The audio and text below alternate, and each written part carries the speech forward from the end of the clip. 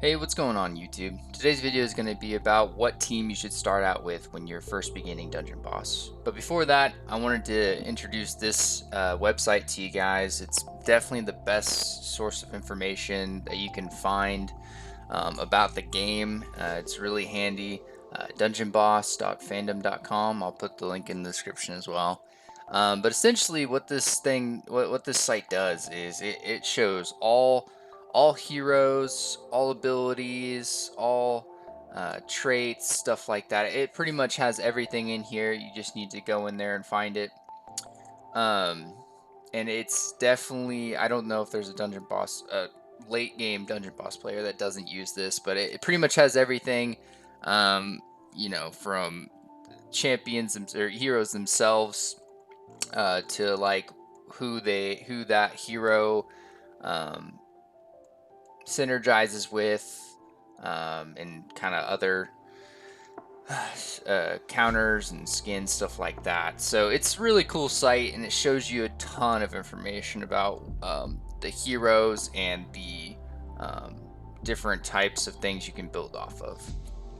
Alright, so with that being said, we're gonna jump into the video here. So the team that you want to start out with. So the best thing that you can possibly do is build off the first four champions or heroes that they give you. So that would be the Will-O-Swift, Stonefist, Stonecrusher, and Yasmin Bloom. So those are fine to start out with, and all the quests in the beginning point towards the tokens. And by points towards the tokens, I mean it gives you what's called hero tokens, which are found here, in order to level up their stars. And with leveled up stars, their stats increase by however many stars they have. So this one has a hero star bonus of plus 25, and that just increases the more stars that you get. So that's really good to start out in the beginning. But I would take it a step further, and the team that you should strive for is actually Kobal the Pestilent, and substitute out Will-O-Swift for Kobal. Now, the reason that I say this, and I'm going to shift back to this website again, the reason that I say this is because this hero will be the gateway for you to be successful in guild events later on. Now, let me show you why I say that. Go to his abilities here. So the reason why this guy is so good is because he is the gateway in order for you to be able to get through dungeons in a quick manner. One of the fastest champions that you can have. And the reason for it would be through his passive here. Gains 1 energy on death blow. So your loss, my gain on ascension 1.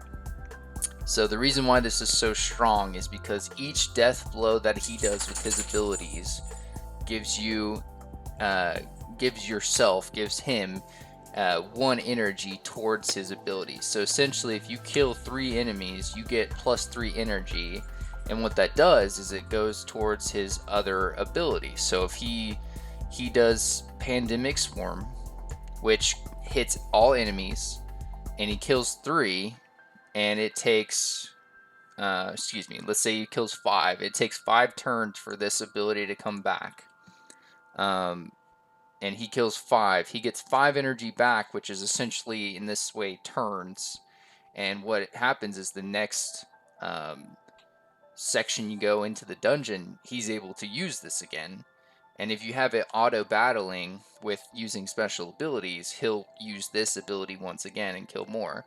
Of course, as you saw here, it required Ascension 1, which means there are 2 Ascensions. Each hero has 2 Ascensions, and I'll show you this here. So the first Ascension just takes a Dark Evo larva, or 17 of them.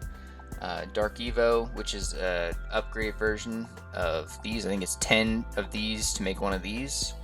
and then a Fire Evo larva, and that gives you the ability to ascend and unlocks other traits and abilities.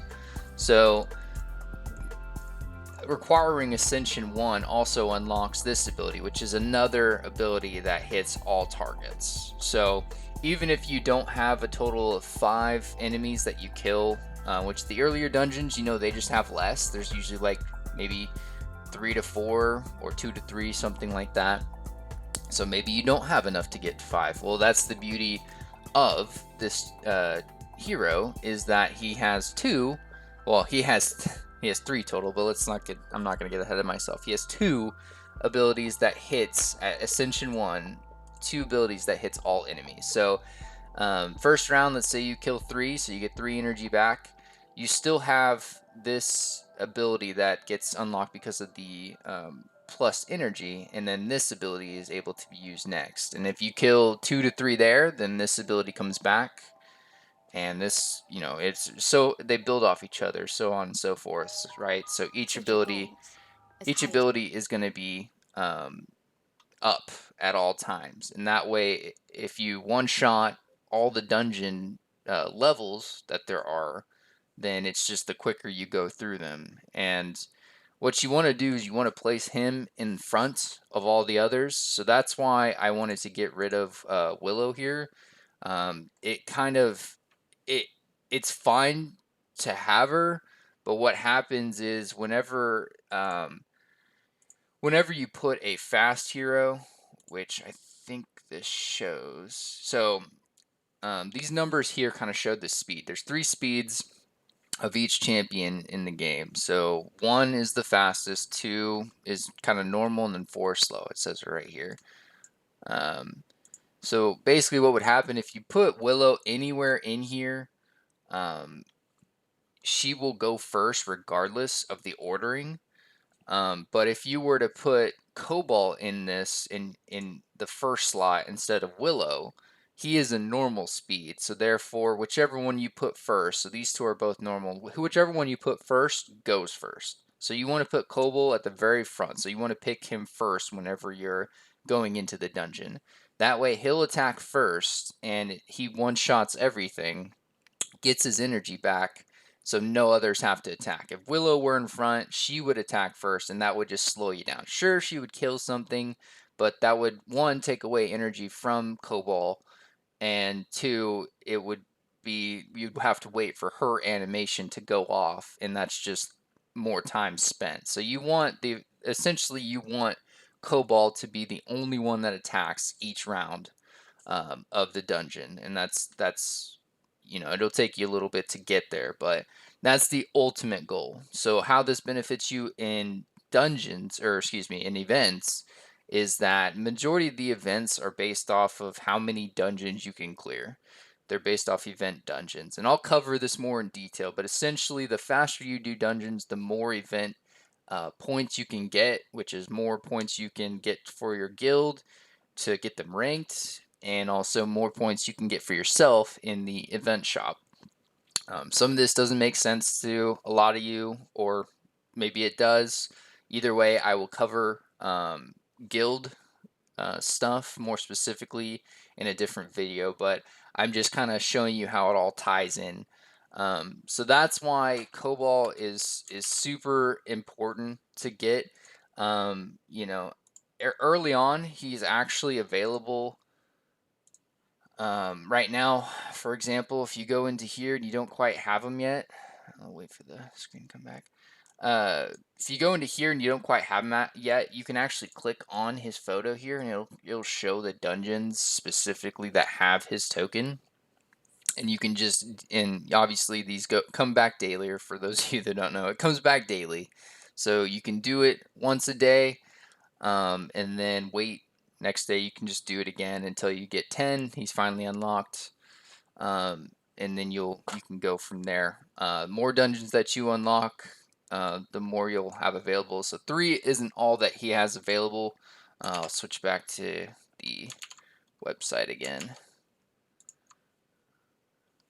So it actually shows you in this website right here. So it shows you that there are 8 total locations. It shows you which island, which is what these are, which island and which dungeon in that island it's on.